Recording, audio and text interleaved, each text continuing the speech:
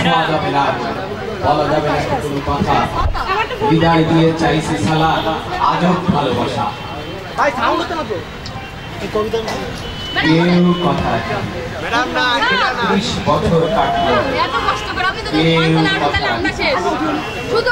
ছেলেবেলা এক গোষ্ঠী তার আগমনী ছিল, শুক্লা দ্বাদশীর অন্তর থেকে শুনিয়ে যাব।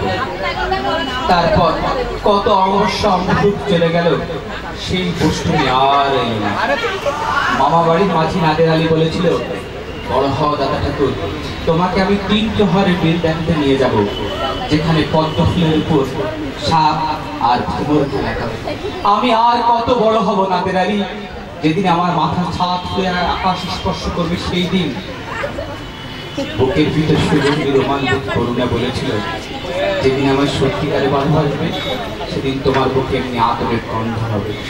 ভালোবাসার জন্য আমি হাতের মুঠোয় প্রাণ নিয়ে এসেছি, দুরন্ত সারের চোখে বেঁধেছি লাল কাপড়। বিশ্ব সংসার তন্ন তন্ন করে ফুটে উঠছে 108টি নীল পদ্ম। তার বুকে এখন শুধু মাংসের গন্ধ। এখন সে যে কোনো নারী, কেউ কথা রাখে না, কেউ কথা রাখে না। 33 বছর কাটলো। ধন্যবাদ, ধন্যবাদ।